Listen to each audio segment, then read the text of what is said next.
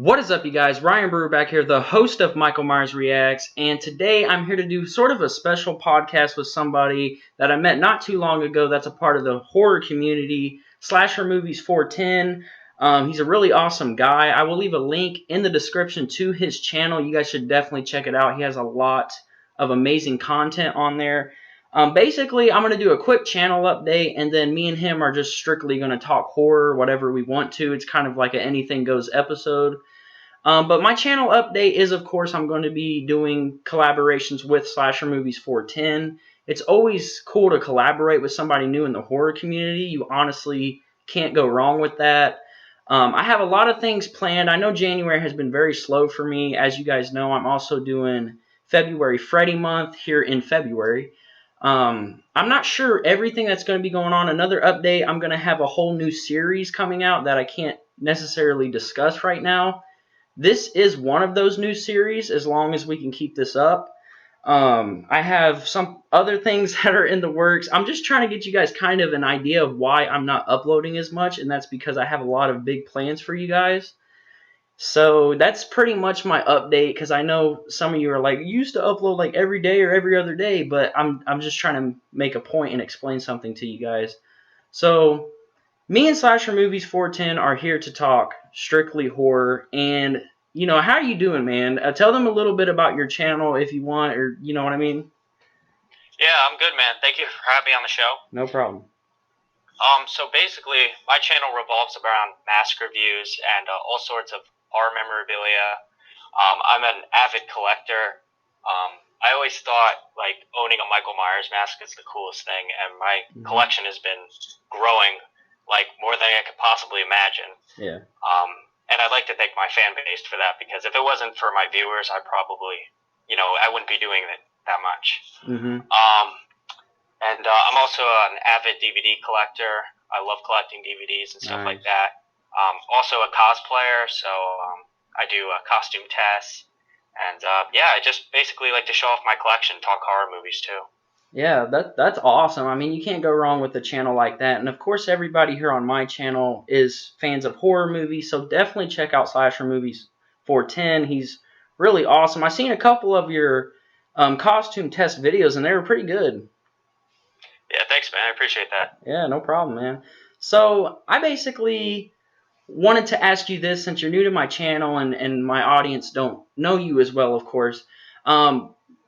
What is your top three? I mean, I'm not here to put you on the spot or anything like that, but what is your top three favorite horror movies? Like let the people kind of get a gist of what you like. Right. I'm really into the slasher genre, but I'm also into the supernatural stuff. Nice. So I would say my top three horror movies have definitely got to be Halloween, A Nightmare on Elm Street, and The Exorcist. Nice. Good choices. I like that. Yeah, The Exorcist is the first movie that genuinely gave me the creeps for a long time, especially when I was a little kid and I first saw Linda Blair in the face makeup. Yeah. And I remember my grandfather had a VHS copy of the movie, and when I was little, I was like pretty much forbidden from watching it. And then one of these days, I took the VHS, and I watched it when I wasn't supposed to, and I got nightmares.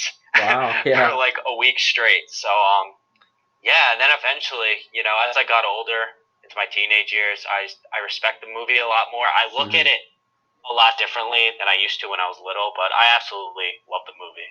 Yeah, I absolutely love the movie as well. I was actually a little bit older when I first seen The Exorcist. It wasn't one of those horror movies that I seen when I was younger, like I did like Halloween and Nightmare. I was probably, I'm thinking 13 when I first seen The Exorcist, and it freaked me out, of course. And to this day, I mean, I've seen the movie multiple times. I would say at least over 10 times, because it's not a movie that you could watch a lot, because it's just one of those movies that is like really gritty. I get that uneasy feeling every time I watch it. I've said that like 1,000 times on my channel, but that is the only horror movie that still really gives me the creeps to this day. Right, and one of the most notable scenes in the movie, and the ones that really stuck out to me the most, is the crucifix scene, of course, and also when Linda Blair was at the edge of the bed, just sitting there after she just killed the priest. Yeah, very dark stuff. Yeah, just sitting there like completely lifeless, and it really freaked me out when I saw it when I was little. Yeah, 100%. That movie, it definitely holds up the title of scariest movie of all time. I completely agree. Halloween is a movie I saw when I was probably 5 or 6, because I know this was on your list, and a lot of people on my channel, of course, know that I'm a huge fan of Halloween and the franchise because, I mean, my channel is named after the killer in the films, Michael Myers. Um, I I love that franchise to death. I know that that franchise has its ups and downs. Of course, the 1978 film, in my opinion, is a perfect horror film.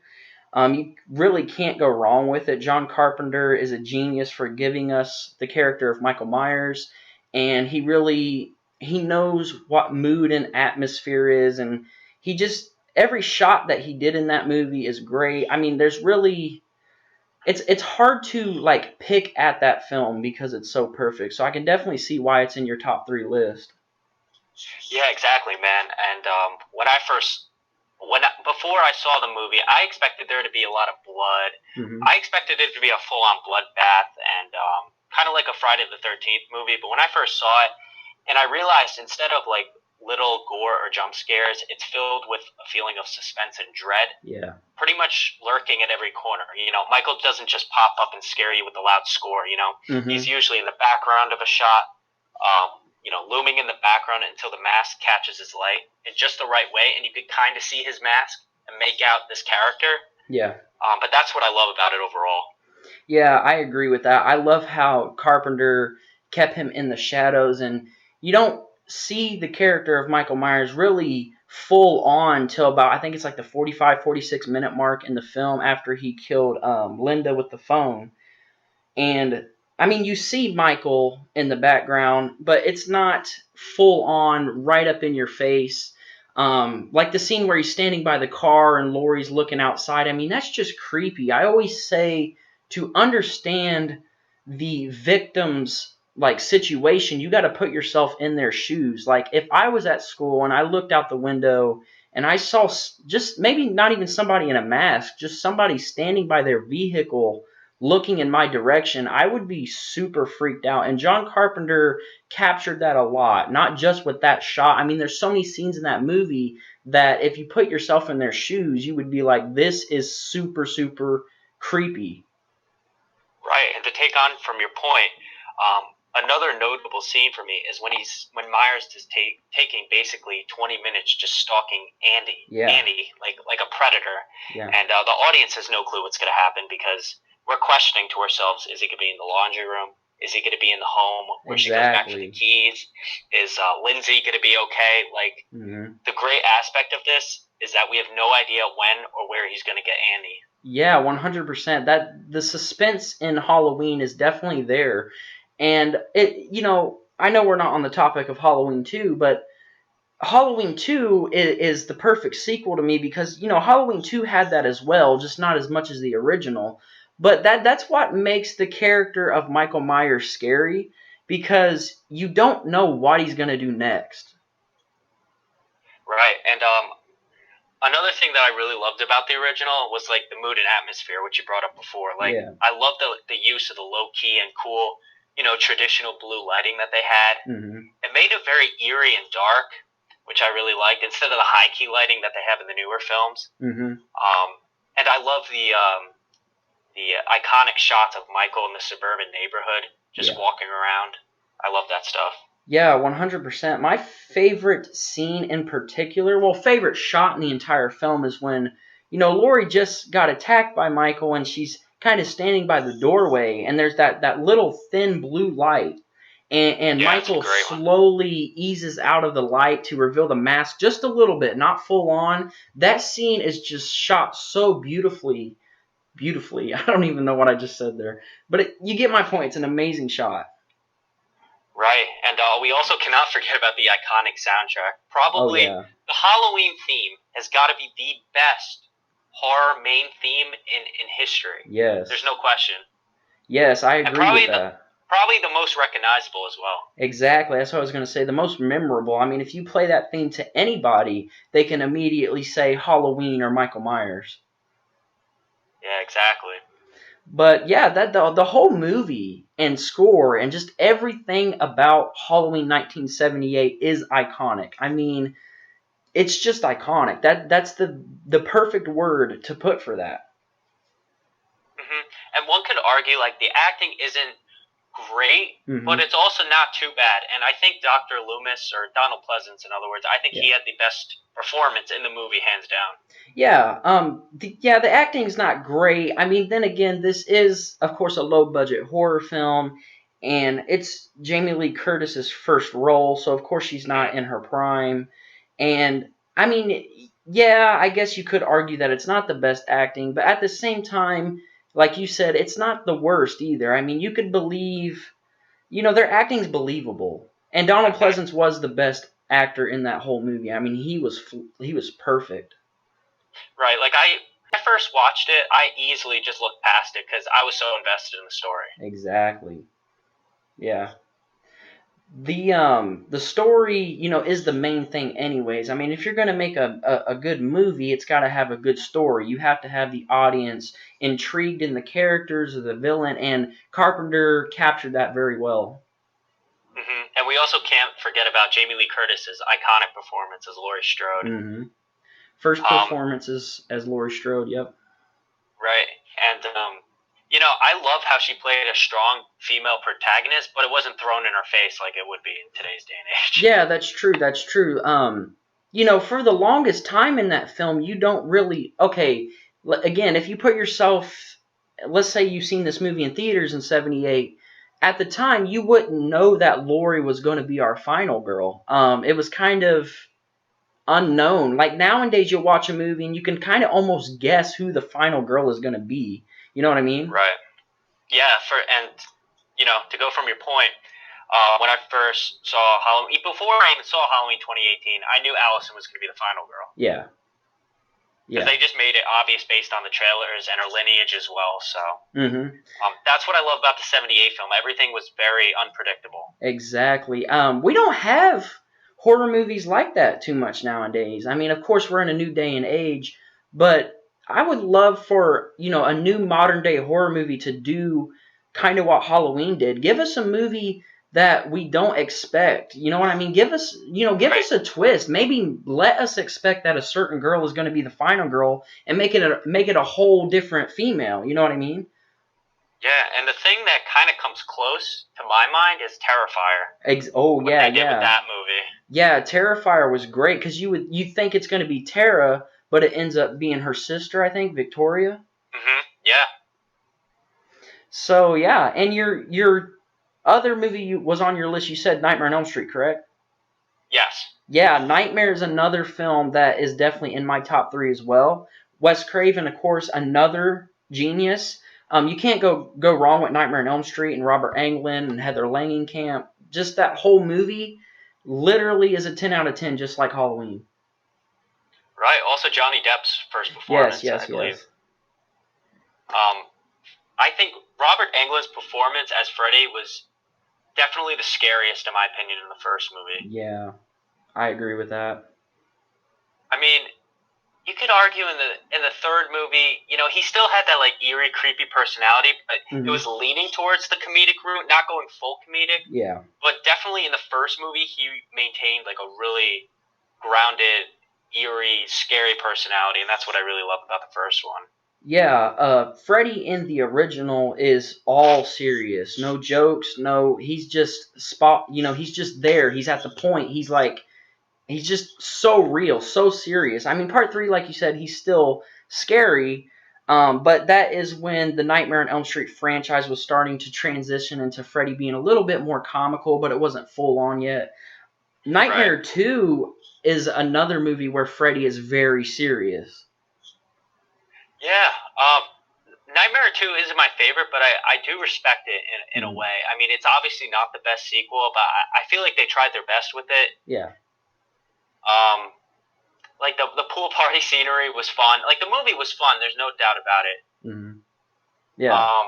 again, I just think that they could have done a little bit more with it. Yeah, I agree with that. I think for what it was, though, I'm not mad about our sequel to Nightmare on Elm Street. Obviously, it's not better than the original. It doesn't even come close. But like you said, it is a very fun movie. And Robert Englund still feels like Freddy from the original. I mean, just a little different. Like, the makeup was different in part two when the eyes sinking in a little bit. And those two are probably the scariest he is. And then after that, it would probably be New Nightmare for me. Hmm. So Yeah, yeah. I definitely agree. Yeah. But the second one is very fun. I do agree with that. And of course, instead of it being a final girl, we have a final guy, which is Jesse. Hmm. So that was kind of a twist. Yeah, it was. I mean, personally, I'm more fan. I'm more of a fan of Dream Warriors. Me too. I just love how it played out. It does have that cheesy '80s vibe to it. hmm Even the soundtrack as well from that movie. What was that main song? From Dream Warriors. Yeah. It was Dream Oh, that was Warriors. the If name I of the can. song, right? Yeah. Yeah. That It's like I Dream Warriors. yeah. I absolutely love how the movie played out. I think Heather did a terrific job. Yeah. Um, Freddie was comedic in the movie, but again, it wasn't to the extent of overdoing it. I think it was just the right balance, in my opinion. Like, he was very quippy in the movie. He did make a lot of quips. Yeah. But I think it paid homage to the original, but kind of amped it up a little bit.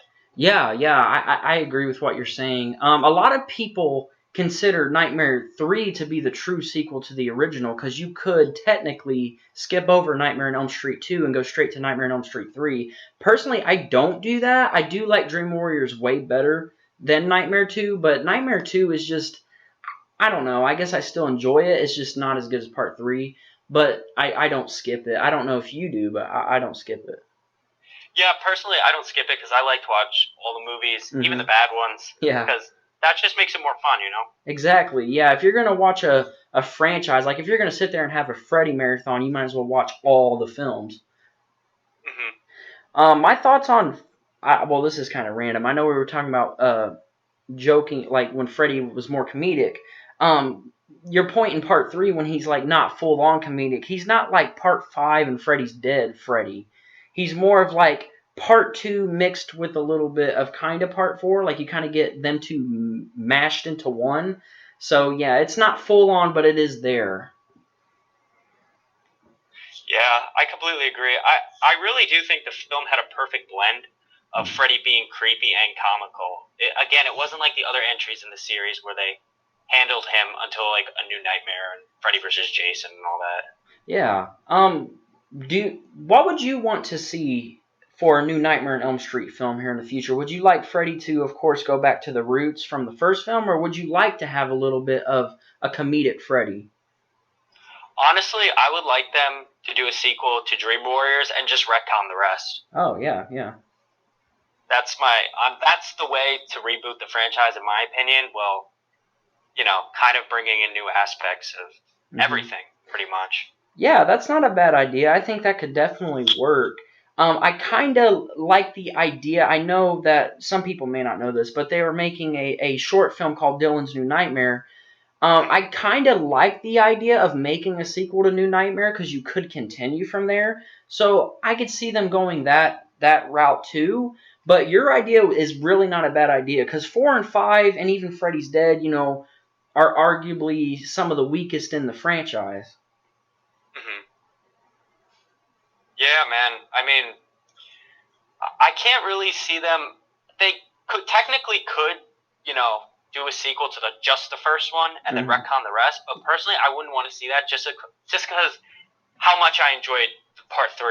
Yeah, I agree with that. It's kind of like the concept with Halloween 2018. They canceled everything out but the original, and I was really wanting them to do kind of a real so-called Halloween 3 that took place after H2, but unfortunately we didn't get that. So I could see, of course, certain fans being upset that they would erase Dream Warriors or New Nightmare, because there's a lot. Dream Warriors and New Nightmare have the biggest fan base other than the original. You know what I mean? Like those two are the biggest sequels that like fans love. Yeah, I completely agree. And I Either love way, both films. I would just like to see Robert Englund on the big screen at least just one more time. Yeah, I always say that too. I know Robert Englund is, I think he's like 72 or something like that. But I definitely think that Robert could play one more time. Like people were saying, if he comes back, they may want him to do multiple films. Just give Robert Englund one more run at it. Let him make a film that doesn't necessarily need a sequel, and let Robert Englund play Freddy one more time, and then let him hang it up. Yeah, and also, if they really are going to do a new Nightmare film, they really need to not focus on the comedy aspect too much. They really need to make it scary again. And I think that's where they went wrong with the sequels. It started to get a little too ridiculous at certain points. Like Freddy with that power glove and all that. It was getting very, very silly over time. I was still buying it. Like I still enjoyed the movies to a certain extent, but I just feel like it was becoming less and less realistic over time. Yeah, I agree with that. Robert Englund's performance as Freddy in all of the movies are great. He always plays Freddy at the best that he can. But with that being said, I wanted to ask you this as well. What is your thoughts on Jackie Earle Haley's performance in the remake from 2010? Now, honestly, people give him a lot of crap, the actor himself, which I don't agree with, that he was bad. I do not think he was bad. I really thought he made the character his own, which is something I really appreciate in remakes. And I think he did a really good job. He maintained a very, I was going to say grounded, but not really. Like, he really made it his own. Yeah. The voice was completely different. The look was completely different. But yet he kind of paid homage to Robert in a way, Yeah, I don't think that he was necessarily a bad actor. It's mostly the reason why it was bad was because of the writers and the direction it was going and the director. But the look of Freddy in that movie, I honestly wasn't the biggest fan of. I just thought it looked a little weird to me. Now, I love how they kept him in the shadows in that film as well, like they did with the original. That was a great way to put that character. Freddy is another character that should always be in the shadows. So I like that about the 2010 remake. But overall, I wasn't the biggest fan of it, but I definitely see your point. They shouldn't give Jackie Earle Haley hate because he's actually a pretty good actor. Yeah, and I heard also the makeup looked very much different. Is because the reason why they did that is because they wanted him to look like an actual burned victim. They wanted to look more realistic. Which personally, I wasn't too fond of the look either. It's probably because I'm so used to Robert Englund's look. Yeah. But I came to accept it over time, even though it isn't my favorite look. It was still creepy in a way. I think they could have kept him more in the shadows more, but they had him up close and personal in a lot of shots. But again, it wasn't the worst thing in the world. I mean, the remake itself was bad, but Jackie Earle, his performance, I thought it was pretty good. Yeah, I definitely see where you're coming from. But yeah, that's pretty much all I have to say really about these three movies that are on your list. Do you have anything else you would like to say or? No, I think I'm good, man. All right, great. If you guys did enjoy this podcast, please leave a like and subscribe. Also, go check out Slasher Movies 410 channel, if I could talk. The link will be in the description down below. Definitely check him out. He has some great stuff on there. You can't go wrong with his channel. Again, if you enjoyed this, please like and subscribe, and I will see you guys on the next podcast or video, whatever. Thanks for having me, man. Yep, no problem.